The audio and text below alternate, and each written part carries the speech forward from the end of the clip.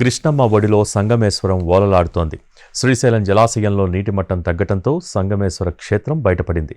కృష్ణా జలాల్లో జలకాలాడుతోందా అన్నట్టుగా ఉంది ఆ సుందర దృశ్యం. ఇంతకీ సంగమేశ్వర ఆలయం విశేషాలేమిటో చూద్దాం. ప్రపంచంలో 7 నదులు కలిసే ఏకైక ప్రదేశం సంగమేశ్వరం. ఏడాదిలో 8 నెలల పాటు నీటిలో ఉంటూ కేవలం 4 నెలలు మాత్రమే భక్తులకు దర్శన భాగ్యం కలిగించే ఆలయం ఇది. సంగమేశ్వరానికి వేల సంవత్సరాల చరిత్ర ఉంది. ఎందరో మునులు ఇక్కడ తపస్సు చేశారు.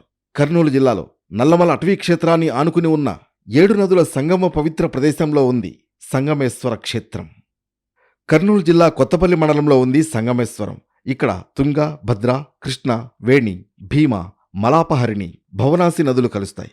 ఈ నదుల్లో భవనాసి నది మాత్రమే పురుష నది, మిగిలినవన్నీ స్త్రీ నదులు.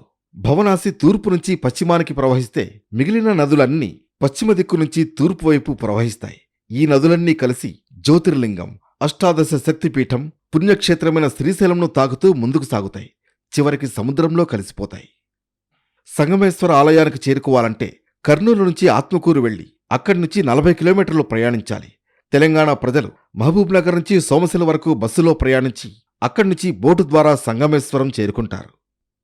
సంగమేశ్వర ఆలయం గొప్పదనం గురించి ఎంత చెప్పినా తక్కువే. కృష్ణానదికి ఒకవైపున గల తెలంగాణలో సోమేశ్వరం, మరోవైపున గల ఆంధ్రప్రదేశ్లో సిద్ధేశ్వరం ఉన్నాయి. సిద్ధేశ్వరానికి సంగమేశ్వరానికి మధ్యలో గాయత్రీదేవి పాదముద్రలు ఉన్నాయి. విశ్వామిత్ర మహర్షి గాయత్రీదేవి కోసం సుదీర్ఘ తపస్సు చేశాక గోమాత రూపంలో గాయత్రీదేవి ప్రత్యక్షమైంది. ఆ సందర్భంలో రాతిపై గోమాత పాదముద్రలు పడ్డాయి. విశ్వామిత్రుడు తపస్సు చేసిన గుహ ఇప్పటికీ ఉంది. సప్తనదులు సంగమించే ప్రదేశంలో ఉన్న సంగమేశ్వర ఆలయంలో ఉన్న శివలింగం విశిష్టమైనదే కాదు, చాలా ప్రత్యేకమైనది కూడా. ఈ ఆలయంలో శివలింగం వేపసాల గ్రామం. వేల సంవత్సరాల క్రితం ధర్మరాజు ప్రతిష్ఠించిన శివలింగం ఇది. పాండవులు అరణ్యవాసం చేస్తుండగా శ్రీకృష్ణుని సూచన మేరకు శివలింగాన్ని ప్రతిష్ఠించాడు ధర్మరాజు. 7 నదులు సంగమించే సంగమేశ్వరంలో శివుని పూజ చేయమని శ్రీకృష్ణుడు చెప్పాడు. దీంతో శివలింగం తీసుకురమ్మని భీముణ్ణి కాశీకి పంపాడు ధర్మరాజు.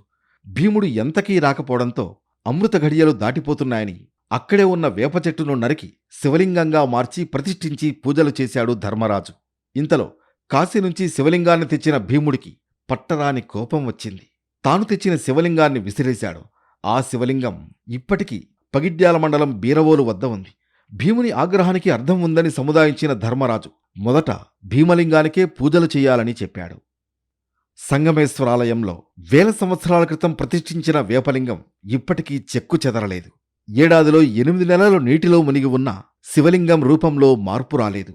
ఈ ఆలయం మొదట నది ఒడ్డున ఉండేది. శ్రీశైలం డ్యాం నిర్మాణంతో నీట మునిగింది. డ్యాం నిర్మాణం తర్వాత 23 సంవత్సరాలు నీటిలోనే ఉంది.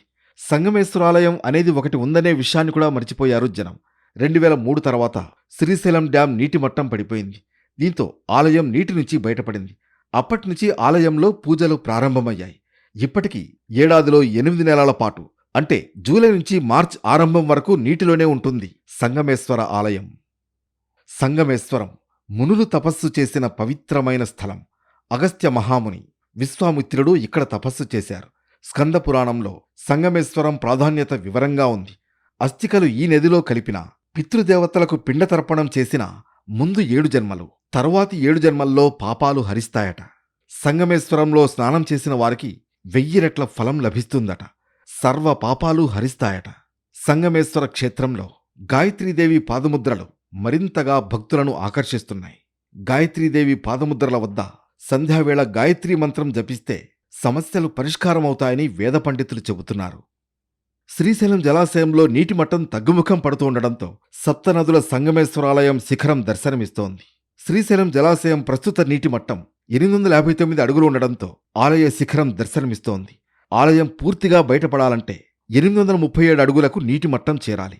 ఇంకా సుమారు 19 అడుగుల నీరు తగ్గాలి. ప్రస్తుతం రోజుకు సుమారు 1 అడుగు చొప్పున నీటి మట్టం తగ్గుతోంది. మరికొద్ది రోజుల్లోనే సంగమేశ్వర ఆలయం బయటపడి భక్తులు సంగమేశ్వరుడిని దర్శించుకునే భాగ్యం కలుగుతుంది.